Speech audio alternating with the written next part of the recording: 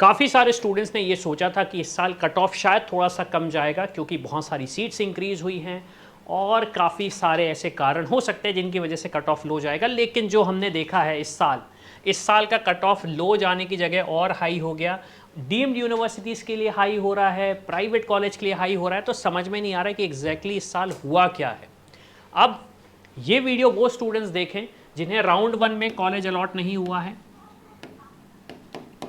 Round 2 MCC में college allot नहीं हुआ है। अब हम क्या करें, हमारे पास क्या क्या चांसेस हैं। अब देखो, अगर आप दूसरी स्टेट को बिलोंग करते हो, जैसे कि आपका यूपी हुआ, वेस्ट बंगाल हुआ, एमपी स्टेट हुआ, राजस्थान स्टेट हुआ, या फिर इनके अलावा भी कोई भी जो स्टेट्स हैं, किसी की राउंड 2 की काउंसलिंग चल रही है, किसी की राउंड 2 की काउंसलिंग पोस्टपोन हो गई है, लेकिन अब हमें ये समझना पड़ेगा कि एग्जैक्टली हम क्या करें। अगर राउंड 1 राउंड 2 में भी हमें कॉलेज अलॉट नहीं हुआ है तो हमारे पास क्या उम्मीद है। अब देखो, जो मैथ्स हमें समझना है, मैथ्स हमारा ये रहेगा कि जो एमसीसी है, ऑल इंडिया काउंसलिंग में एमसीसी जो कराता है, इसमें सीट्स जो आपकी टोटल बची होंगी वो ज़्यादा से ज़्यादा 10% ही बचने वाली हैं। राउंड 3 की बात कर रहा हूँ मैं। राउंड 3 के लिए 10 मैक्सिमम टू मैक्सिमम 10 से 15% सीट्स बचेंगी। ये भी शायद बहुत बड़ा नंबर मैं बोल रहा हूँ। दूसरी चीज़, सीट्स वही बचेंगी जो लो कॉलेजेस हैं, न्यू कॉलेजेस हैं, या फिर स्टूडेंट्स की प्रेफरेंस नहीं है। कोई स्टूडेंट बोलता है सर हमें नॉर्थ ईस्ट नहीं जाना, कोई बोलता है साउथ में नहीं जाना, कोई बोलता है हमें नॉर्थ में नहीं जाना। तो एक बहुत बड़ा चैलेंज है। तो जहाँ पे वेकेंट सीट बच रही है वहाँ पे वो स्टूडेंट्स जाना नहीं चाह रहे।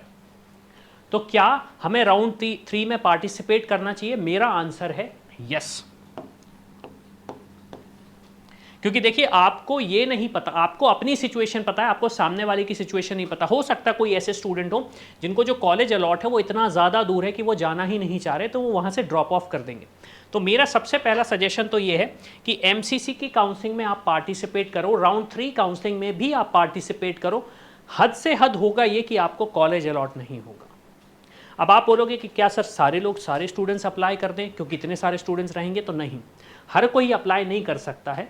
जो राउंड 2 का कट ऑफ गया है, अगर आपकी जनरल कैटेगरी की रैंक ±5000 की रेंज में है, ओबीसी की रैंक और ईडब्ल्यूएस की रैंक ±7500 पे है, एससी कैटेगरी की रैंक ±10,000 में है, और एसटी कैटेगरी की रैंक ±25,000 में है, तो आप अप्लाई करो। अदरवाइज़ अप्लाई करने का कोई सेंस नहीं है, शायद आपको कॉलेज ना मिलेगा क्योंकि इस रेंज में ही कॉलेज ख़त्म हो जाएंगे। हद से हद अगर मैं बात करूं तो स्ट्रे राउंड तक जाने की गुंजाइश है, अदरवाइज उसके पास भी जाने की गुंजाइश नहीं। हाँ, एक मेरेकल ये हो सकता है कि अगर नए कॉलेज ऐड हुए तो फिर शायद कोई नए चेंजेस हो जाए, बट अदरवाइज सिचुएशन ऐसी ही रहने वाली है। तो सर इसके अलावा अब अगर हमारी ये रेंज आ रही है, हम इस रेंज में फॉलो कर रहे हैं, तो अब हम क्या करें? आपके लिए एक और तरीका यह है कि आप बैठेंगे अपनी स्टेट काउंसलिंग में। आप बैठने वाले हैं आपकी स्टेट काउंसलिंग में। स्टेट काउंसलिंग में क्यों? क्योंकि स्टेट काउंसलिंग का भी राउंड 2 चलने वाला है और यहाँ पे ऑन एन एवरेज मैंने देखा है 12 से 20% सीट्स खाली हैं अभी। 12 से 20% सीट्स खाली हैं अभी।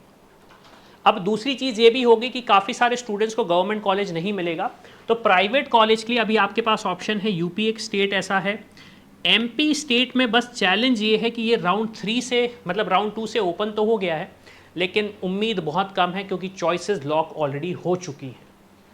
छत्तीसगढ़ की बात करूं तो छत्तीसगढ़ का भी सिचुएशन यही होने वाला है।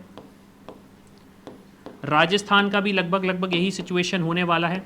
केरला कर्नाटका में नए कॉलेजेस के नए स्टूडेंट्स के लिए रजिस्ट्रेशन नहीं हो रहे हैं। जो ऑलरेडी स्टूडेंट्स रजिस्टर्ड हैं उन्हीं के लिए हो जाएगा। तो प्राइवेट कॉलेज का सिचुएशन भी यही है। अब क्या हम दूसरे ऑप्शंस देखें? क्या हम बीडीएस की तरफ बढ़ें? क्या हम आयुष की तरफ बढ़ें? या फिर इसके अलावा हमारे पास क्या कोई ऑप्शन हो सकता है? क्योंकि अगर ऑप्शन नहीं है तो बहुत बड़ा चैलेंज है। बीडीएस करना चाहते हो, लेकिन बीडीएस में आप एक चीज़ ये याद रखिए, स्पेशलाइजेशन आप सिर्फ डेंटल में ही जा पाओगे। जो भी आप स्पेशलिस्ट बनोगे वो डेंटल रिलेटेड ही रहेगा। आयुष की अगर मैं बात करूं तो आयुष में भी आपके पास जो स्पेशलाइजेशन आएगी, जो एक मॉडर्न मेडिसिन जिसे हम बोलते हैं एमबीबीएस, वो आपको आयुष में भी नहीं मिलने वाली। हाँ, ये बात ज़रूर है कि काफ़ी सारे लोग आयुष कोर्सेज मतलब आयुष की तरफ बढ़ रहे हैं, जैसे आयुर्वेदा हुआ, योगा हुआ, सिद्धा हुआ, यूनानी हुआ, इन मेडिसिन की तरफ बढ़ रहे हैं, लेकिन वो पेस इतना ज़्यादा नहीं है। इसके अलावा फिर एक ऑप्शन ये आता है कि या तो आप ड्रॉप ही कर दो, प्लान ड्रॉप ले लो, या फिर हमें एमबीबीएस करना ही है, ड्रॉप ले नहीं सकते, प्राइवेट कॉलेज जितना हमारा बस बजट नहीं है, तो इसमें देखो फिर आपके पास ऑप्शन ये है कि आप देखें एमबीबीएस का ऑप्शन एब्रॉड से। एब्रॉड से क्यों?